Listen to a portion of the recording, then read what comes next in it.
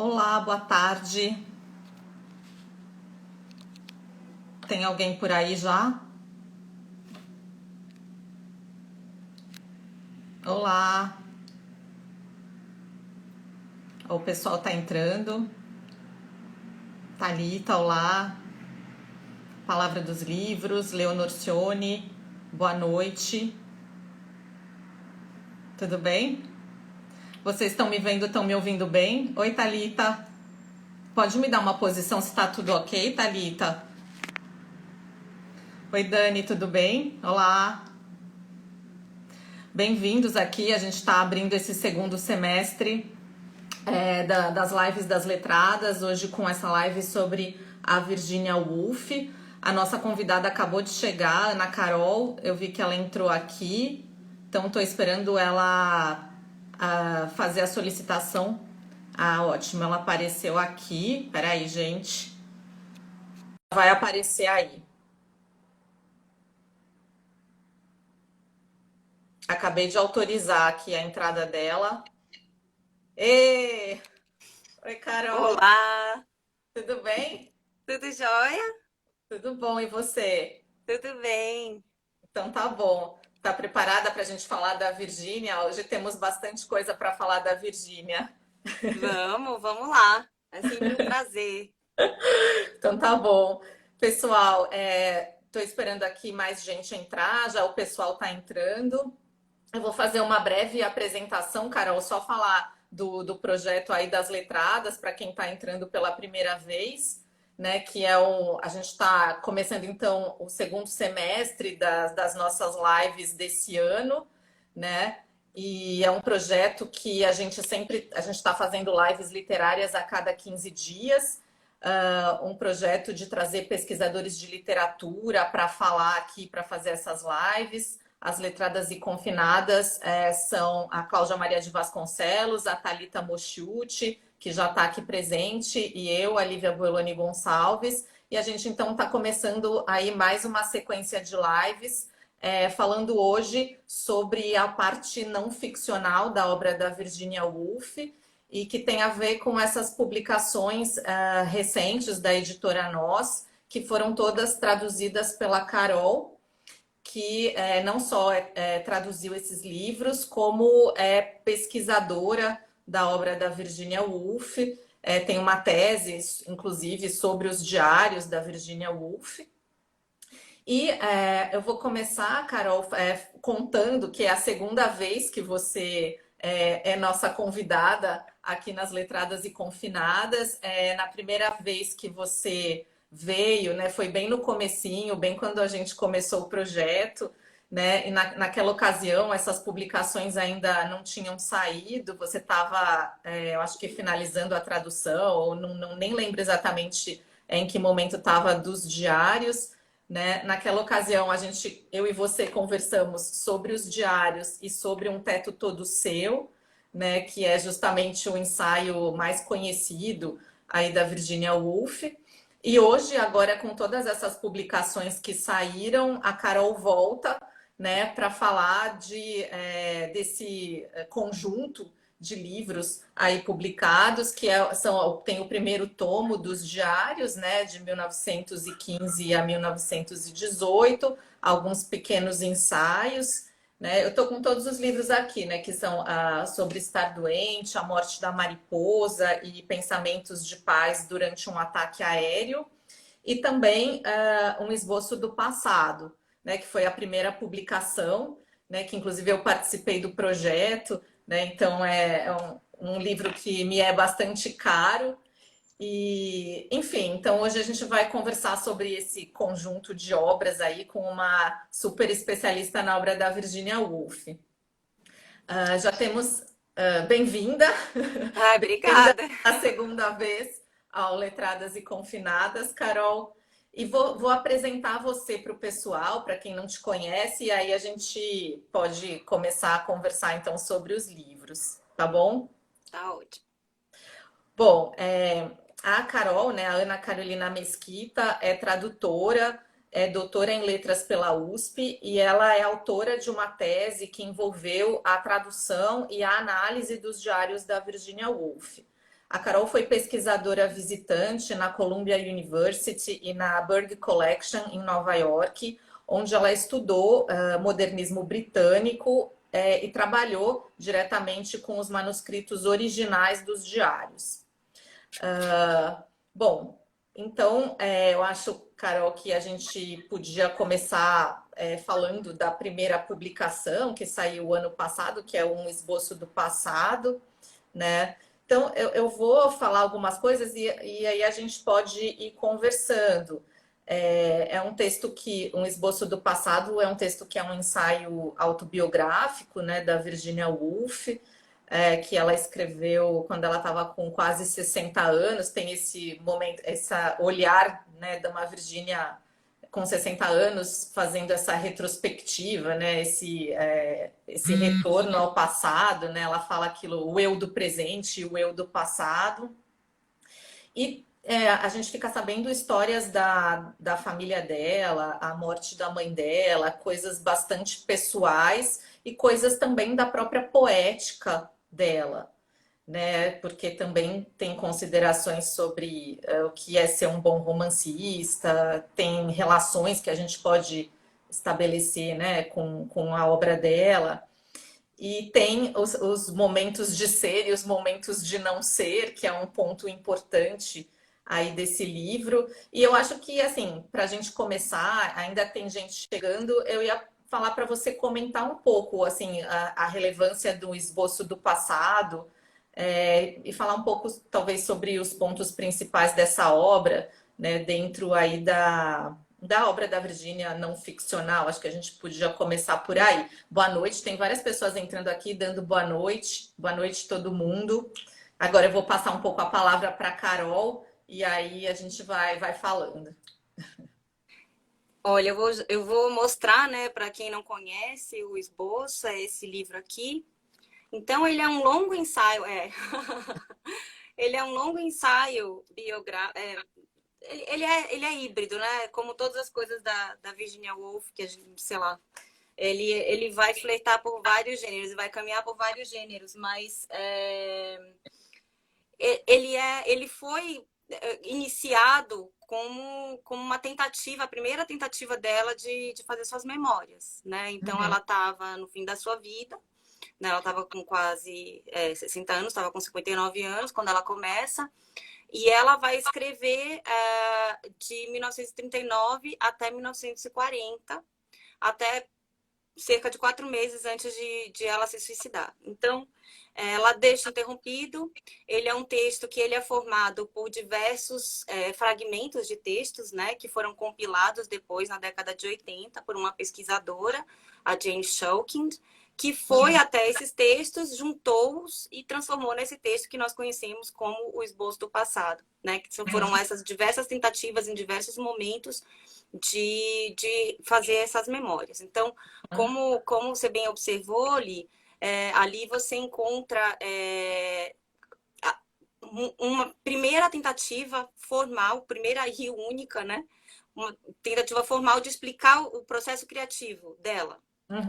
Então, ela vai por esse caminho durante muitas páginas, né? Porque ela não consegue, ela deixa muito claro que ela não consegue separar o que é o seu ofício de escritor, o seu ofício de artista, da sua própria vida, né? As duas coisas estão embrincadas. Assim como ela não consegue separar o eu do passado do eu de agora, né? Ela fala, o único jeito de eu não deixar de fora, né, aquele sobre quem se escreve, né, que no caso o objeto da memória, né, que é ela mesma, seria confrontar o passado e o presente de igual para igual, né? E é isso que ela faz. E ela vai fazendo isso de uma maneira cada vez mais intensa, de modo que até mesmo o presente, ele entra ali até como um diário mesmo, né? Ela fala, hoje aconteceu um bombardeio, hoje, né, vieram aviões alemães. Então, ela vai trazendo esse presente para dentro da rememoração, porque é o jeito mesmo como ela entende que é possível fazer essa rememoração. Não é possível isolar um eu do passado, porque ele só existe, e ele é frágil também, né? Ele só existe porque existe o eu do presente. E ele é frágil porque ele vai mudando também, né? Que é uma concepção muito moderna, né? De memória. De entender que a memória não é algo fixo, que está num quarto fechado, né? Como, sei lá, como queria Aristóteles, num quarto fechado em que você acessa de repente, né? Mas Aí é ela algo vai vivo, mudando, né? Ela vai que tá em elaborando mudança. durante a escrita. Exatamente. Então, ela começa falando, eu devo escrever logo, eu tenho essa urgência de escrever logo, porque o que eu escrevo hoje, eu não vou escrever daqui a um ano. E por que ela não vai escrever daqui a um ano? Porque daqui a um ano ela vai ser outro eu, né? Então, esse outro eu vai se confrontar com os seus eus do passado e o resultado é outro, né? Ao contrário do que a gente pensa, que é uma coisa estática, que é uma coisa que pode ser apreendida na sua totalidade, da forma como foi, né? Isso já fugiu, não existe mais. Então, ela coloca isso em questão, né? Que é uma coisa muito moderna, né? Muito contemporânea, assim, esse jeito de ver a memória. E ela fala justamente também do seu processo de criação, tendo em vista isso também. Então, o que ela fala? Ela fala que, para ela, do ponto de vista dela, todos os escritores, eles têm um norte, digamos assim, algo que o sustenta, um pilar, digamos, né? E que o dela é a crença de que existe algo escondido além da lã da vida, né? E esse algo ela consegue acessar no que ela chama de momentos de ser, né? E o que são esses momentos de ser para ela? São sempre momentos violentos, quer sejam eles bons ou ruins, são sempre choques, são sempre repentinos, violentos e ocorrem a revelia da vontade dela. Então, ela fala que somos como embarcações seladas, navegando em algo que, quando o casco da embarcação se rompe, essa água invade essa embarcação e ali você tem um momento de ser. Então ela fala, esses momentos de ser são aqueles momentos memoráveis, são aqueles momentos de que você realmente vai se lembrar, mas a maior parte da vida é feita pelos momentos de não ser. Os momentos em que você simplesmente está existindo. E ela fala, o grande desafio de qualquer romancista, de qualquer escritor, é conseguir transmiti-los na sua escrita, né? Tanto os momentos de ser, quanto os momentos tanto os momentos de ser, quanto os de não ser. Os de E é não muito isso, e ser. faço. Deixa eu só Desculpa. acabar essa amarração. Tá. É muito o que ela faz no diário dela. Né? Então, esse projeto, ela tá dizendo formalmente, é isso que eu tentei fazer. Só que onde ela consegue fazer isso melhor, digamos assim, é nos diários, pela extensão que eles têm, pelo tempo que eles têm, que né, é uma escrita de vida, né? Uma escrita que dura a vida inteira, em que ela pode praticar esse olhar para o momento pequeno, o momento de não ser, o momento que é esquecido, o momento que é a textura da vida mesmo. Porque a vida não é feita só dos momentos memoráveis. Então, o romance também não deveria, no ponto de vista dela, ser feito só de momentos memoráveis, só dos grandes acontecimentos. Né? Assim como a história, para ela, também é repleta da vida das pessoas obscuras, das pessoas que foram esquecidas, né? Das vidas normais, né? Que é um pouco até do que modernamente, né? Contemporaneamente, a Svetlana vai fazer, né? Uma autora russa, trazendo esses relatos de pessoas comuns e fazendo uma grande colcha desses retalhos de narrativas, né? É o que a Virginia Woolf tenta fazer na sua escrita com ela mesma, digamos assim. Não, é só o que eu ia, dentro do que você estava falando, eu ia perguntar se esses momentos de não ser estão ligados a esse um cotidiano mais mecânico ou se teria algum outro sentido. Alguém perguntou aqui também momentos de crise, não sei se a pessoa estava se referindo aos momentos de ser ou de não ser, mas talvez uma tentativa de entender assim a diferença, né, se esses momentos de não ser são essa coisa mais mecânica, isso que a água ainda não entrou na embarcação e não causou nada assim. Eu acho que ela não usa essa palavra, eu não sei se a gente poderia dizer mecânico, mas certamente é a vida inconsciente, né? A vida que você vive sem pensar muito a respeito, né? Simplesmente vai vivendo. Não precisa ser mecânico, no sentido assim de repetitivo ou de enfadonho, porque pode ser muito feliz. E ela começa falando dos momentos de não ser, ela começa a falar de si mesma ali, de um momento que está acontecendo naquele momento, que ela vê o marido, que ela tem um almoço, que ela sente o calor do dia, que é um dia gostoso, e tudo Uhum. aquilo é um momento de não ser, né? Uhum.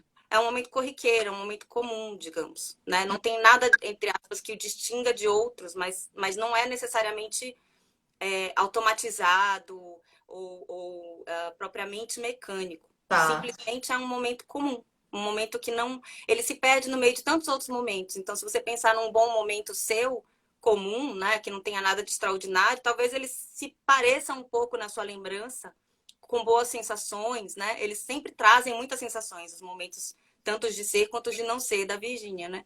Uhum.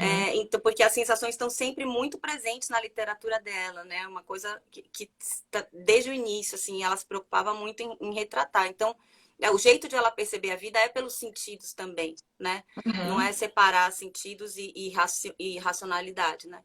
Uhum. Mas, e os momentos de ser, eles não precisam ser exatamente um momento de crise, eles podem ser. Mas qual é a diferença? Eles podem ser momentos extremamente felizes em que você tem o que em outros autores a gente convencionou chamar de epifania, que é um momento de revelação, Uhum. em que você Aham. percebe alguma coisa que até aquele momento, para você, tinha estado escondida, tinha estado oculta, ou você não percebia, né? Uhum. Então, esses momentos de ser, eles sempre trazem essa revelação, sempre trazem uma revelação consigo. Então, a partir Aham. daquele momento de ser, você não vai ser mais igual, porque algo Uhum. mudou intrinsecamente, algo está diferente dentro de você. Então, Uhum. eles Ótimo. podem trazer uma crise, claro, Sim, né? acho que você Ou não. respondeu a pergunta. Uhum. Claro. Não, é isso mesmo. Acho que você respondeu a pergunta. Foi a Paula que fez essa pergunta. E, Carol, ainda falando um pouquinho do esboço do passado, porque ela traz tantas coisas sobre a família, né? As viagens da família, a relação com a mãe, com as irmãs, com o pai. Ela fala de quando ela ouviu vozes pela primeira vez, então tem, né, também considerações sobre a própria condição dela, né? As primeiras vezes em que isso aconteceu, dentro desse quesito, né, dessa coisa familiar, tem alguma coisa que você destacaria, né, nessa memória familiar que ela vem trazendo, assim, que você acha mais relevante, que Ah, você... eu acho que assim, eu acho muito bonito como ela traz. Ela fala nos diários, ela fala em muitos momentos, né, da relação dela com os pais, que ela mesma diz que ela retratou no Alfarol, né? Uhum, O Mr. e a Mrs. Ramsay seriam, de certa maneira, seriam baseados nos seus pais, uhum, né? E a casa que ela relata também é relatada, também é retratada, né, no Alfarol, a casa onde ela viveu, passou as férias, né? uhum, Durante muito tempo, né?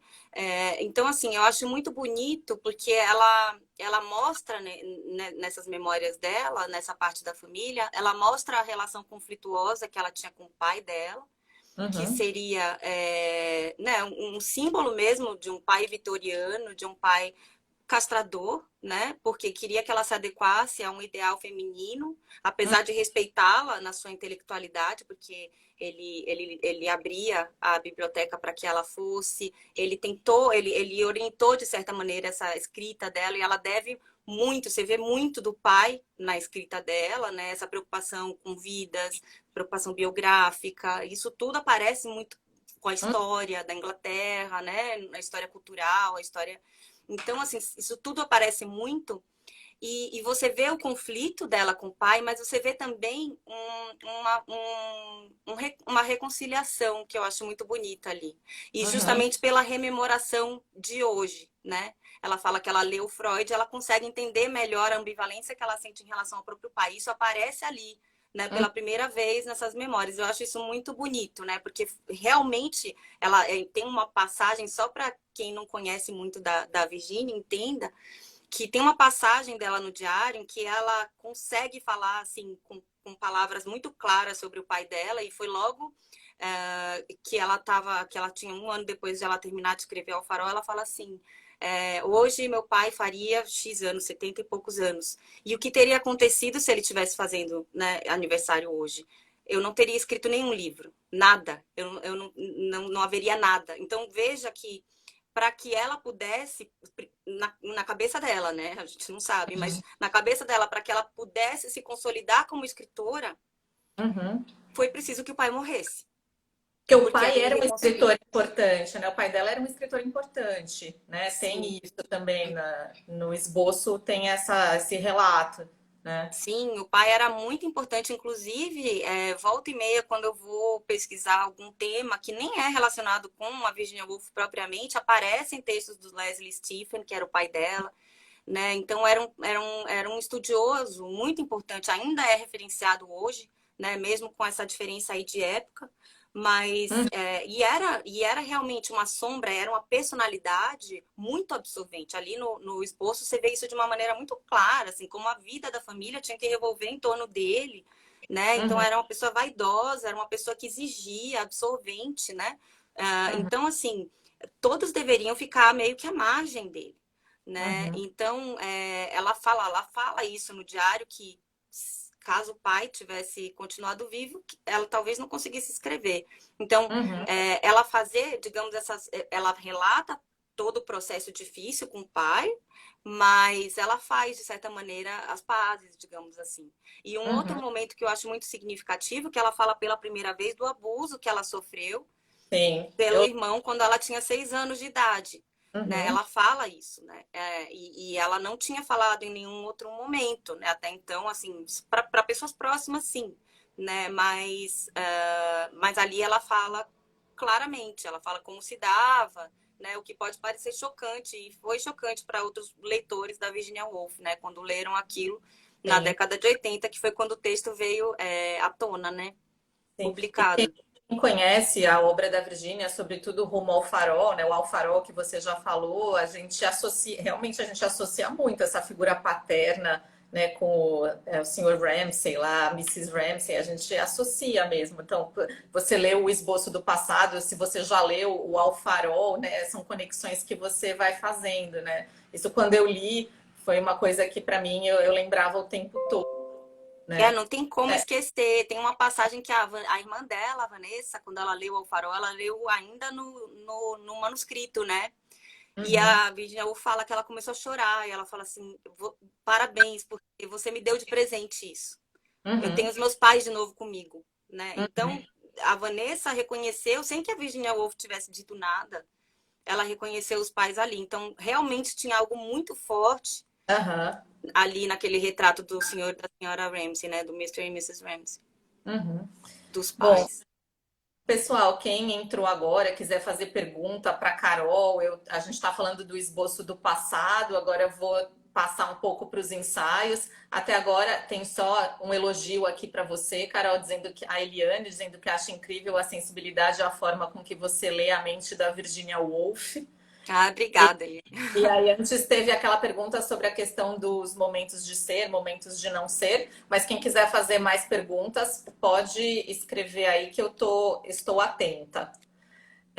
Carol, eu ia assim tentar, né, para a gente tentar fazer uma ligação do esboço do passado, talvez com esses pequenos ensaios, né? Tem algum link que você faça ou que a gente possa fazer do esboço com esses pequenos ensaios, né? Eu penso sobretudo pela questão da guerra, né? Porque na verdade essa questão da guerra, dos ataques, dos bombardeios é uma coisa que aparece um pouco na obra dela como um todo, tá nesses ensaios, principalmente no Pensamentos de Paz, né? Pensamentos, estou aqui também com os livrinhos da editora Nós, Pensamentos de Paz durante um ataque aéreo. No esboço do passado tem também isso. Nos diários, você começa a apresentação dos diários contando, né, que a casa dela foi bombardeada e ela foi lá para salvar os diários. Então, eu não sei se a guerra é esse ponto de ligação ou como você ligaria? Tem algum link que a gente possa fazer entre o esboço e esses pequenos ensaios?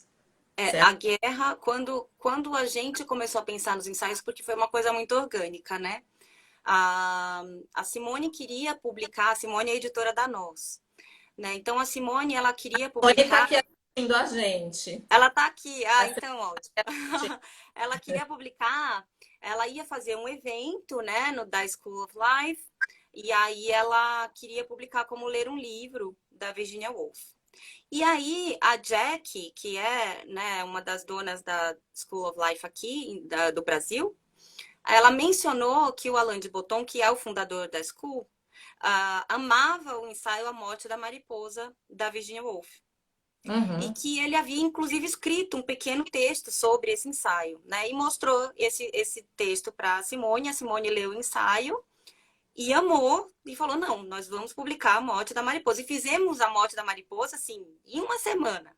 Uhum. Foi muito rápido, assim, É curtinho, né? né? Saiu curtinho. Ele é curtinho assim, e foi uma paixão, né? E aí a gente falou, bom, então, mas ele sozinho, né? Os livrinhos são pequenos, né? Quem não conhece, assim, são livros diminutos, né?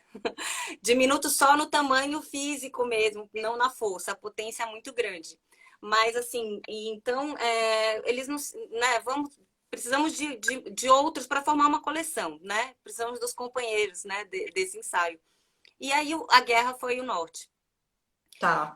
Até porque nesse primeiro volume dos diários que a gente tinha acabado de publicar, a guerra está atravessando, né?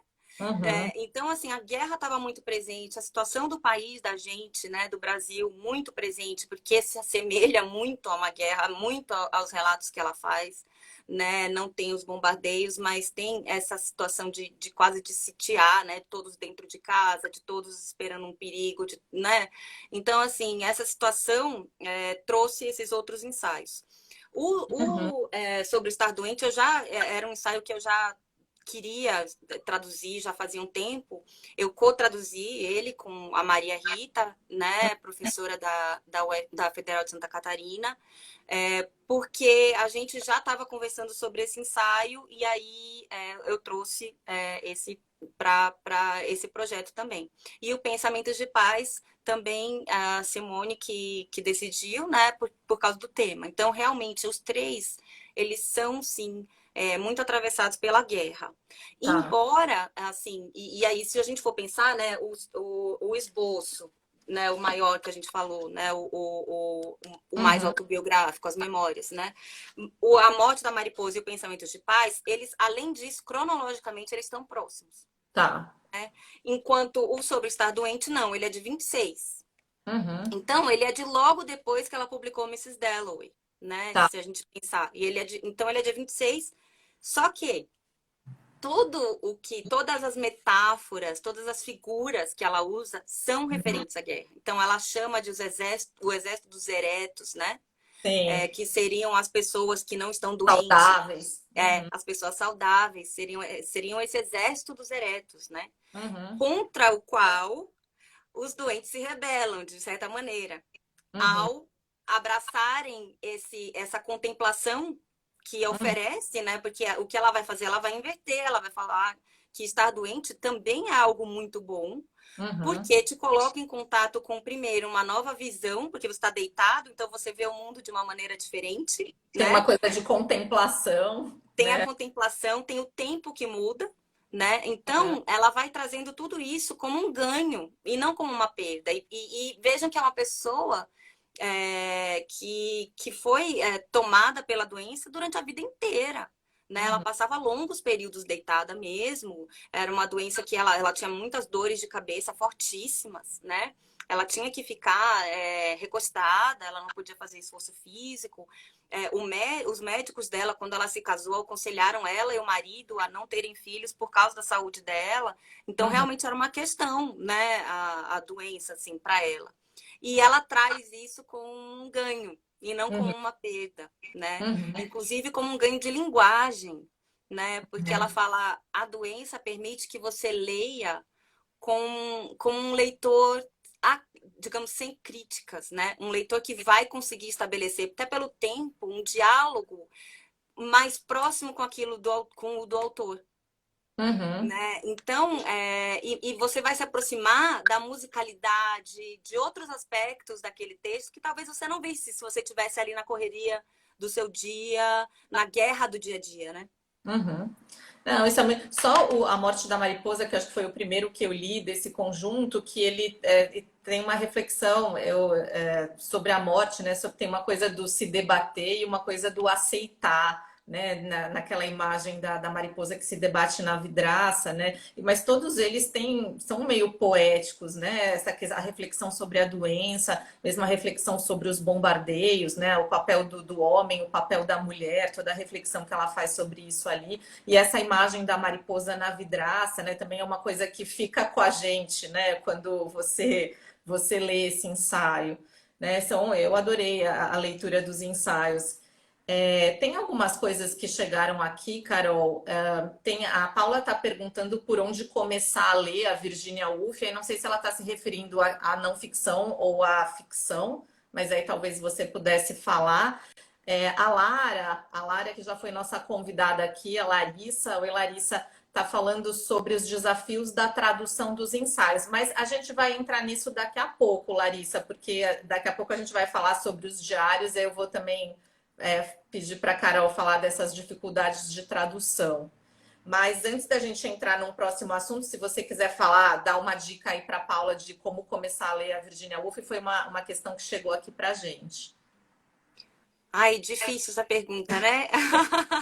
Eu acho que assim, eu vou tentar responder, mas vou dar alguns caminhos, né? Eu acho que vai depender um pouco daquilo, do seu estado, digamos. Se você quer um romance, por exemplo, eu diria comece pelo Alfarol ou por Mrs. Dalloway, né? Eu começaria por aí, né? Agora, se você quer só tomar um primeiríssimo contato, né, com a Virginia Woolf, com o pensamento dela, eu acho que eu recomendaria desses pequenos ensaios, né, A Morte da Mariposa, Pensamentos de Paz, ou mesmo eu iria direto para o Esboço do Passado. Uhum. Porque ele é muito bonito, né? Ele é muito intenso, assim. Não há como você ler esse livro e não sair mudado, né? Não sair mudado da sua percepção de mundo, daquilo que você tem como certo. Então, eu acho que ele, apesar de você ter muitos... Eu acho que ele vai te dar ganhos, sendo você já um leitor de Woolf, ou sendo você o primeiro livro que você vai pegar da Woolf, porque ele vai te mergulhar de uma vez nesse universo dela, e de uma maneira muito poética, muito sutil, muito suave e muito Uhum. intensa, né? Então, eu acho que esses dois seriam possíveis, né? Ou ir direto para um dos romances ou começar pelo esboço, né? Tá Que eu acho, ótimo. eu particularmente, eu sou apaixonada por esse ensaio, né? Foi o que me trouxe até a nós, né? Tá. Não, Foi eu esse ensaio, o Esboço do Passado é lindíssimo, assim, e é um texto que cala fundo, assim, não sei como explicar, né? Porque sim. além de ter toda essa parte memorialística, a parte da poética, da reflexão sobre a poética dela, esse momentos de ser, momentos de não ser, a escrita mesmo, né? Eu acho que Ai, esbarra quase numa coisa poética. E aí também é um elogio à sua tradução, né? obrigada. De ter mantido isso, né? Que aí eu acho que também entra um pouco na questão que a Larissa está falando aqui, né? Dos tradutores, nós que somos tradutores, a gente sabe a pedreira que né? Fazer assim tradução desses textos literários. E É. eu acho que E quando eu traduzi, né, o esboço, eu lia ele em voz alta, porque eu queria trazer essa musicalidade que ele tem. Ele tem uma musicalidade, ele tem um ritmo, né? Ele é ondulante, assim, é um ensaio que ele é muito ondulante. Tem momentos, assim, que são belíssimos, de uma escrita de parágrafos longos, em que uma ideia, uma imagem vai se formando, juntando na outra. Então, eu queria muito trazer isso do ensaio, né? Que é uma coisa que eu chamo de encantatória, né? Que aham, eu acho muito dela, da Virginia Woolf, em vários textos ela faz isso, mas nesse eu acho assim mais ainda, sabe? Eu acho que é muito forte. Não é em todo o ensaio, como eu disse, é um ensaio que ele é formado de vários fragmentos. uhum, Então, você verifica que são vários fragmentos, é perceptível isso. Mas tem ali alguns trechos inteiros, assim, que são absolutamente arrebatadores, né? E aí uhum, não é só pela semântica, né? Não é só pelo significado deles, mas também pela musicalidade, pelo ritmo, por uma coisa poética mesmo, né? uhum. Eu tentei trazer isso para a tradução, foi um dos meus uma das coisas que eu tinha, assim, como norte, né? Como coisa que eu desejava fazer. Uhum. Talvez, agora assim, tentando se aproximar aí também dos diários, mesmo que a gente ainda não falou nada sobre os diários, eu acho que antes da gente entrar no conteúdo ou no que está ali nos diários, talvez daí mate a curiosidade do pessoal aqui com a tradução, talvez você possa falar um pouco da sua experiência com os próprios manuscritos, né? Não sei, lá na Columbia ou na Burg Collection, porque você cotejou, né? Edições, os manuscritos, teve um trabalho de crítica genética, né, que você entrou ali. E talvez você possa falar um pouco dessa experiência do trabalho com os manuscritos. Eu lembro que na época do meu doutorado eu também tive próxima dos manuscritos ali do Beckett. É uma experiência incrível, né? Você ver, você fazer esse tipo de cotejo. E eu ia perguntar se você quer falar um pouco sobre isso, sobre a sua experiência dessa pesquisa no doutorado lá com os manuscritos dos diários. O que você poderia contar para a gente sobre isso, assim? Eu acho que, assim, para mim foram duas coisas fundamentais, né? Uma me pegou completamente de surpresa, né? Porque eu mudei, eu joguei fora tudo que eu tinha feito. Isso eu fui para cotejar esses diários já no fim da minha pesquisa, a segunda vez que eu fui, né? Uhum, Porque a primeira vez que eu fui, eu não pude pegar os diários em si, né? Eu tá. só tive acesso a um microfilme. Né? E assim, eu fui com o meu próprio dinheiro, ainda não tinha bolsa, eu tinha acabado de entrar, era um mestrado que depois, né, virou um doutorado. Então eu fiquei só uma semana, né? E eu rodei aquele microfilme de páginas e páginas e páginas o mais rápido que eu pude. Então eu não fiz um cotejo essa primeira vez como se Ah, deve. Então, a segunda vez que eu peguei os cadernos, né? Que ela, que ela tinha feito à mão, né? uhum, Que ela encadernava, porque ela era editora, que ela uhum, encadernou à mão, que ela e com a letra dela e com as manchas no papel e aquilo ali mudou todo o trabalho que eu tinha feito, porque me aproximou dela ah, como uma pessoa. Não sei explicar para vocês, parece uma coisa meio, foi uma coisa totalmente de afeto, né? E uhum, não com um texto, digamos, frio, não com um viés só de um pesquisador olhando para aquilo, mas aquilo me afetou porque eu percebi as pausas que ela fazia, eu percebia, então eu anotei tudo isso, né? Eu anotei as pausas, eu anotei as hesitações, que num texto, quando, inevitavelmente, quando você vai transpor esse texto para um objeto livro, você vai perder isso. Não é a uhum. mesma coisa você ver um manuscrito e você ver um livro impresso, né? São diferentes, não tem como. Mas eu tentei trazer para o trabalho que eu estava fazendo de tradução essas coisas que não tem como dizer com palavras, que talvez seja a forma gráfica do texto que vai trazer, né? Uhum. Uma pausa em um lugar ou uma junção, né? Então, isso para mim modificou completamente o meu trabalho de tradução. E a Tá. outra coisa foi que eu tinha uma suspeita, quando eu comecei a trabalhar com os diários, de que eles estavam arrumados demais, no sentido de que era uma autora que se preocupava em retratar, né, o fluxo, o que a gente chama de fluxo de consciência, que é o pensamento do personagem assim como ele é, né? Uhum. Então, outros autores fizeram isso, né? O Joyce, só que fizeram de um modo diferente da Virginia Woolf, porque a Virginia Woolf não implodiu a linguagem como o Joyce. Né? Ela Uhum. não vai quebrar aquilo num ponto de ser só um vocábulo, criar uma nova palavra. Ela vai tentar manter um significado, né? Só Uhum. que tentar colocar uma reprodução caótica do pensamento. Né? Então eu falei, bom, uma autora que se preocupou durante toda a vida em fazer isso, e esse diário que está publicado aqui está muito certinho, né? Uhum. Eu achei muito estranho. Eu Uhum. acho, e eu via que tinha ali testes, né? Era uma coisa notória, né? Já tinha sido estudado por outras pessoas, que existiam testes de escrita ali, ela estava testando, né, suas possibilidades. Então, quando eu vi os diários no seu manuscrito pela primeira vez, eu vi que aquela arrumação, na verdade, em muitos momentos, tinha sido feita por quem editou, e não por Uhum. ela, que era algo que me interessava profundamente na minha pesquisa, né? Porque o que eu tentava dizer na minha pesquisa, o que eu tento dizer na minha pesquisa, é que eles têm valor literário por si, porque Sim. eles são a obra modernista no seu sentido mais maior, como eu disse, é ali que estão os momentos de ser e os momentos de não ser.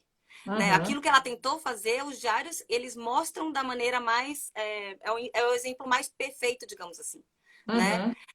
Justamente por essa fragilidade deles, né? Por essa contingência, né? Do dia a dia, de sentar e não saber o que vai escrever, né? Não Uhum. tem um projeto, não sabe quando vai terminar, como vai terminar, né? Ao Uhum. contrário de um romance ou de um conto, ou do que seja, que você tem um projeto, você, de uma certa maneira, você sabe onde você vai chegar, tem um começo, meio e fim, tem uma ordenação, e os diários não, eles galopam, né? Uhum. Então, nesse sentido, assim como o pensamento galopa, assim como você acompanha isso, eles são o mais emblemático da obra dela, né? Uhum. Então, Talvez você possa, talvez seja interessante você contar um pouco, é uma coisa que está na apresentação dos diários, que você fala também da história dessas edições, né? Porque teve uma primeira edição que foi editada pelo marido dela, pelo Leonardo, né? Que você conta que teve uma série de cortes, né? E eu não sei se é no caso do Leonardo que foi arrumado de uma forma mais certinha, e depois você fala de uma segunda edição, né? Que eu acho que é a edição no qual é baseada a sua tradução, né? Que sim. aí tenta buscar um espírito mais original que havia ali, né? A escrita mais original que você verificou na sua pesquisa. É isso, né? A história das edições dos diários. Isso mesmo. E quando eu falo da ordenação, eu falo dessa edição que é a edição chamada integral, né? Ela ainda não é integral porque tem algumas coisas que não estão lá, né? Que inclusive é um dos projetos da nós edital o que não está lá, né? Não foi publicado em Uhum, nenhuma língua, né? Foi excluído. Não é muito, mas existe. Então, é a edição que a gente considera mais integral. tá. A edição do Leonard, eu usei mais como referência, mas ele, ele coloca desde o ensaio dele de introdução que ele não tensionava colocar tudo, que ele estava fazendo grandes Uhum, cortes porque ele queria preservar a memória das pessoas vivas, né? tá. Porque ele achava que as pessoas vivas poderiam se sentir ofendidas ou se Uhum, sentir incomodadas, né, com algumas observações da Virginia Woolf, que era bastante ferina, né, em muitos momentos, né? Então, ele achou, poxa, isso pode ferir as pessoas, então eu opto por deixar apenas aquilo que concerne a escrita. Então, ele chama esse diário, que é o primeiro, de diário de uma escritora. Mas uhum, quando ele faz isso, ele tira justamente o processo de escrita, né? sim.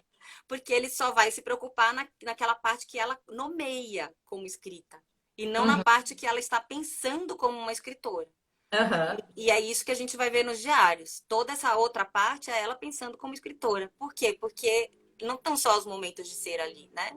Tá tudo, né? uhum, Tudo. Ela preocupada com o vestido, ela querendo comprar ovos, uhum, e ela ao mesmo tempo tendo insights sobre uma nova obra.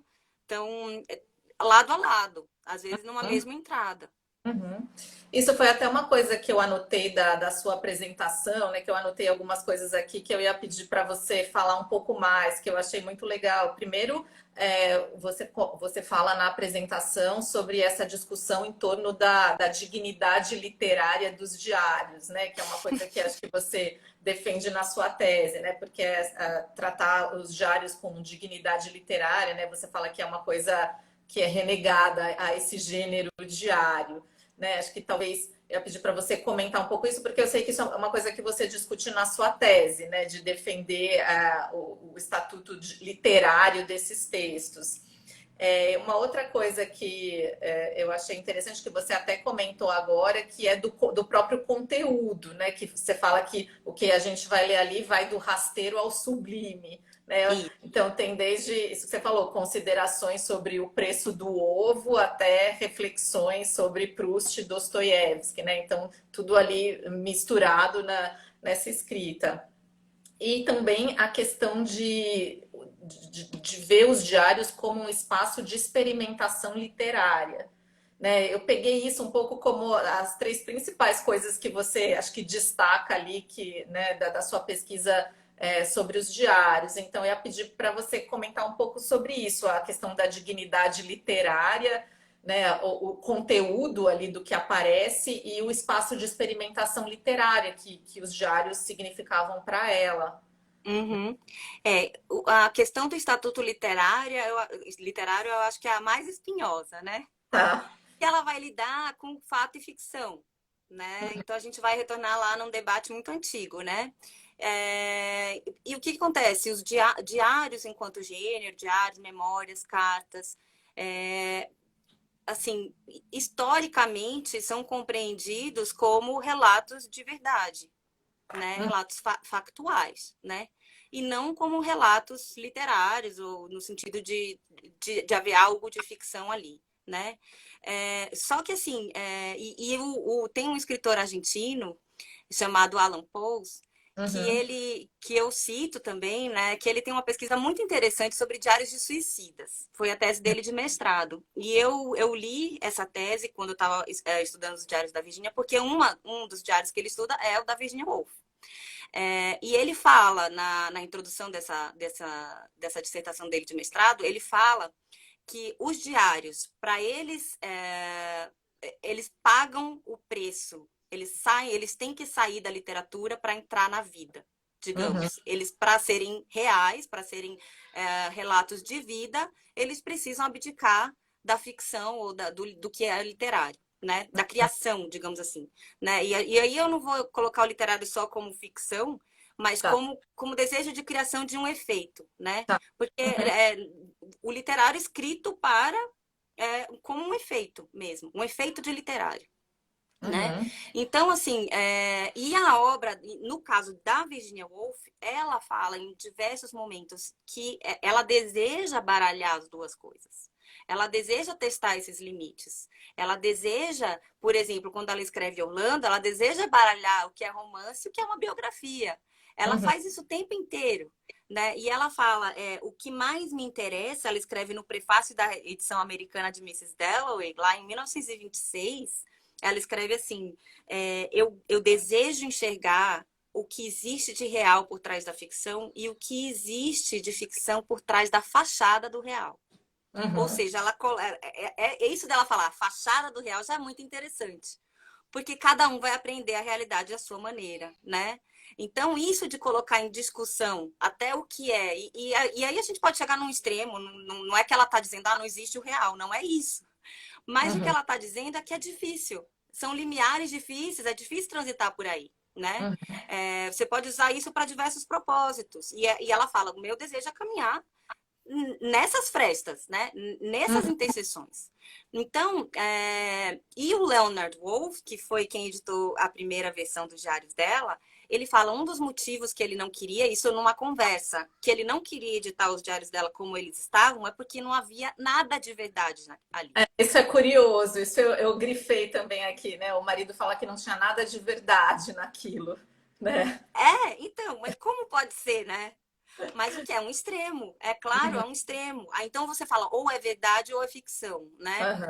Mas quanto muitos pesquisadores já tinham se detido sobre o quanto de real, entre aspas, o quanto da vida dela tinha sido transposta para a obra ficcional. Isso tinha Uhum. sido analisado largamente, né? A gente até começou aqui a live falando do Alfarol, né? Uhum. E outros textos, né? O Mrs. Dalloway, a própria criação do Septimus, que é o duplo, Uhum. né? Da Clarissa Dalloway, também foi baseado na experiência dela de doença, né? De ser internada em instituições psiquiátricas. Então, realmente, isso já tinha sido avaliado e nós não temos nenhum problema, né? Assim, nós como leitores, não temos nenhum problema com isso. Agora, e o contrário? O contrário já é muito mais difícil, né? O que é que existe de ficcional num texto que não é Uhum. teoricamente para ser ficcional, né? Então, é isso, só que as Tá. coisas estão tão entrelaçadas, principalmente no caso dela. O Uhum. Alan Pauls, o que ele vai discutir é como outros autores também fizeram o mesmo. Até porque são diários de escritores que lidam com isso, né? Então, às vezes, é muito interessante ele falar que, por exemplo, alguns autores refaziam, a Catherine Mansfield refazia algumas passagens, a própria Woolf refazia, colava passagens, sabe? Então você tem quase como um palimpsesto, assim, né? Uma anterior e uma outra grudada ali por cima, porque foi reescrita, ficou melhor aqui, porque ela relia esses diários como um livro. Uhum. Né? Então, é muito interessante isso. Então, o que eu discuto é mais no sentido do efeito literário que ele tem, porque ele pode ser lido, os diários da Virginia Woolf, ou outros diários também, o diário da Mansfield, vai depender muito do escritor, né? Mas esses diários especificamente, eles podem ser lidos como um grande livro, Uhum. né? Assim como grandes ensaios dela, o próprio Teto, né? O quarto todo seu, ele pode ser lido como um romance, tem muito aspecto ficcional.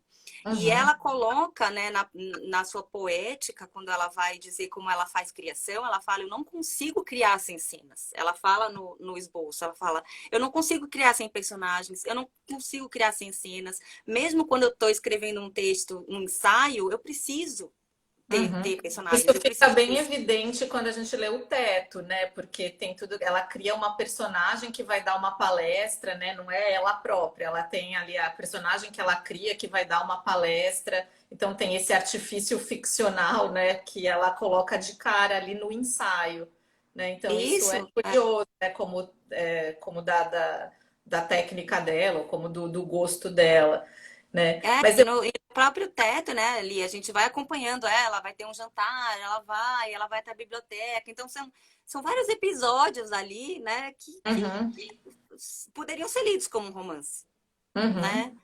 Não há nada que impeça você de talvez ler esse ensaio como um romance.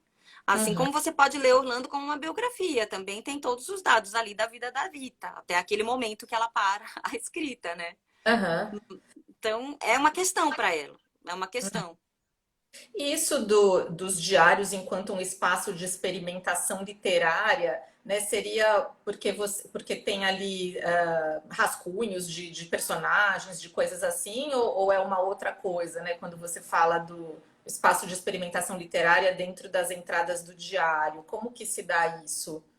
Ah, e se dá de várias formas, de diversas formas. Então, por exemplo, existe um ensaio famoso que chama O Sol e o Peixe, que foi traduzido pelo Tomás Tadeu.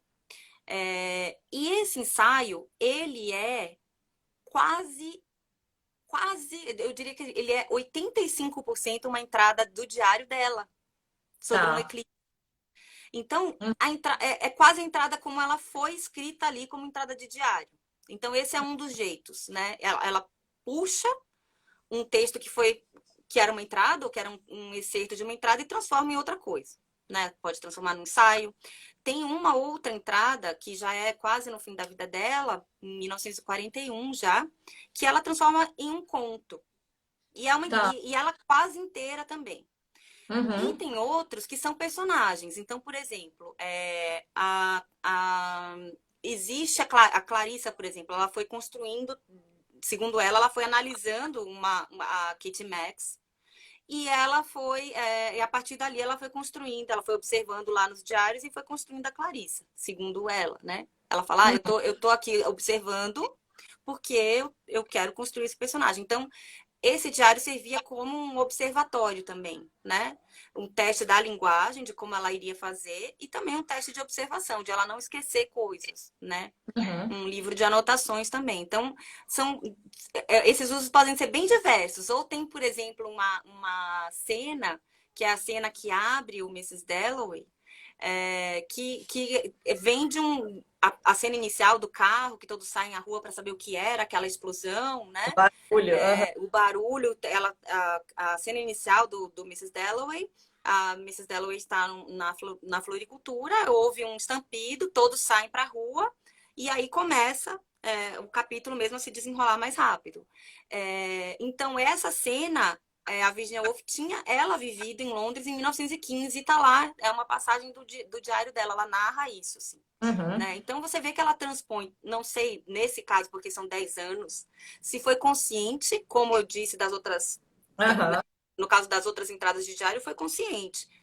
Ou se é inconsciente, se aquilo ficou tão forte que virou entrada de diário e também foi para outro lugar. E Uhum. também existia uma coisa inversa. Então, por exemplo, ela estava escrevendo um romance, ela começa a pensar sobre algum tema e ela fala, então, como eu estava discutindo no livro tal, no meu romance tal, ou no meu texto tal, ela continua a discussão no diário para ela. Tá. Então, Uhum. ele é um texto que ele vai, tipo, como se fosse um hub, né? Ele vai entrelaçando mesmo as coisas. Todas Uhum. as coisas entram e saem do diário, né? Tá. Ele é quase como não sei, é um hub mesmo, né? Ele vai entrelaçar todas essas coisas. Uhum. Então, E, assim, nesse ponto de vista, é um espaço muito experimental, um espaço que ela chama assim, onde eu posso soltar as minhas amarras, ela fala. uhum. E ela escreveu durante 44 anos esses diários, né? Então Sim. é um volume muito grande, assim, né? Tem ainda quantos tomos, assim, porque tem esses de. Vai até que ano? Tem de 15 a 18 e vai Vai até até o da morte dela, vai até o ano da 1941. morte, vai até 41. Tá. Isso. É. E isso você Então, a vai. gente pensa em 5 tomos, Tá. sendo que o segundo já vai ser lançado esse ano. A ideia é ser lançado esse ano até o fim do ano, Uhum. né? Então, e os outros no ano que vem. Uhum. Mas seriam 5 tomos, né? Tá. Com a edição integral que a gente tem hoje em inglês, né? Uhum. Tá legal. A gente já está quase chegando no final, já temos 55 minutos de live. Não temos tantas perguntas. A Paula está perguntando se a dissertação do Alan Pauls virou livro. Não sei se o que você leu foi o livro do Foi Alan o livro, foi o livro. Pauls. É um livro que é muito difícil de achar, porque até eu vi uma entrevista com ele recente, acho que recente, né? 2010, acho, 2008, em que ele fala, alguém pergunta para ele, e essa dissertação tal, e ele fala, eu não quero, ele renega, ele fala, não, eu já faço outras coisas hoje, eu não quero ser associado com isso. Talvez ele ache que ele podia ter feito melhor, não sei. O fato é que Uhum, não foi reimpressa, né? Não foi reeditada. uhum, E pelo que ele deixou a perceber, não foi porque a editora não quis, mas porque ele não quis mais editar, né, esse livro. Então, eu consegui de uma edição facsimilar na tá. Argentina. Então, um amigo foi, escaneou essas páginas e me mandou. Porque eu estava atrás desse livro que nem uma louca para comprar, mas estava esgotadíssimo. Não conseguia nem sebo. Ai, Mas depois, se quiserem, eu deixo aqui quando postarem a live, eu posso deixar o nome. Alguém, se quiser se aventurar, quem sabe hoje está mais fácil de achar, né? uhum, tá Mas vale a legal. pena, é muito interessante. Uhum. A pergunta não sei se a Larissa ainda está aí, mas acho que aquela questão sobre que eu falei para a gente jogar para o final sobre o seu processo de tradução, eu acho que você também já respondeu, né? Quando você falou ali daquelas questões de musicalidade, né? De tentar manter esse ritmo que você encontrava no texto. Não sei se a Larissa quer fazer mais alguma pergunta. A gente tem a Paula agradecendo também, as perguntas que você respondeu dela. E eu sempre, quando está chegando no final, eu pergunto aí para o convidado se tem alguma coisa que que eu não perguntei, ou alguma coisa que você acha que você deveria destacar, né, nesse conjunto de textos, né, no esboço, nos pequenos ensaios ou nos diários, que você acha que faltou a gente falar e que você, como tradutora ou pesquisadora, queria destacar. Eu acho que eu queria só, nem foi que você não perguntou, né? Mas só aproveitar o espaço para falar um pouco como é muito incrível, eu tenho achado muito incrível o interesse por esse tipo de texto hoje, né? Não só da Virginia Woolf, agora a gente teve a publicação dos Diários do Kafka, né? Esse Uhum, ano, em português. Então, o que a gente vê é um interesse por essa forma literária que por tanto tempo foi menorizada, né? Foi uhum, considerada à margem mesmo do cânone, daquilo que é considerado mais importante, né? Então, ou era lido como uma coisa assim de curiosidade, às vezes até curiosidade mórbida, né? Ou era uma coisa assim, uma leitura mais rasa, mais superficial, mais de entretenimento. Vou ler aqui esses diários, mas não é realmente uma grande obra, digamos, né? Então, durante muito tempo, foi pensado esse tipo de escrita de si, de vida, dessa maneira. E eu fico muito feliz que esteja mudando, né? E que essa escrita esteja trazendo problemáticas para outros tipos de escrita, para outros gêneros, né? uhum. E ela mesma se colocando, né, com uma importância outra, como um gênero que sobrevive por si, não para explicar nada, né? Uhum, Não para justificar nada, mas como uma leitura deliciosa por si mesma, né? uhum, Que vale a pena por si mesma. uhum. Então, era só isso assim que eu queria manifestar aqui, né? Essa minha boa surpresa, né? Porque eu não imaginei, quando a gente lançou os diários, eu não imaginei a aceitação que eles teriam. Né? Uhum, Acho que eu nem sei se a Simone imaginou também, né? A gente achava que a Virginia Woolf tem um público, né? Sempre, né? De gente que uhum, gosta muito, que admira, que ama, que lê tudo, mas escapou desse público. Então uhum, trouxe aí uma mulher incrível, que além de uma grande escritora, foi uma mulher incrível que viveu numa época assim privilegiada em termos, né? Apesar de uma época muito difícil, porque atravessada por guerras, né? uhum. Enfim, mas assim uma época de muita efervescência Sim. literária, muita efervescência cultural. Não, e ela foi para E todos os gêneros, né? Porque tem os ensaios, tem coisa que ela escrevia em jornal, tem os romances, tem. Não sei se tem teatro, tem peça infantil, tem uma peça, tem uma tem livro peça, infantil, né? tem Tem livro livro infantil infantil. também. Então ela também explorou muita coisa, né? Isso. É um- Então, e é muito bom, né, ver que tem esse interesse, assim. Uhum. Tá ótimo. Gente, eu vou me despedir então aqui da Carol. Deu aqui o nosso horário. Obrigada por ter começado o nosso segundo semestre das Letradas e Confinadas. Fiquei muito feliz de você. Obrigada pelo convite. E, pessoal, até a próxima live das Letradas. Fiquem atentos aí à nossa programação. Carol, muito obrigada. Me despeço de você. Tá, obrigada. Tchau, gente. Tchau, Obrigada. tchau, gente.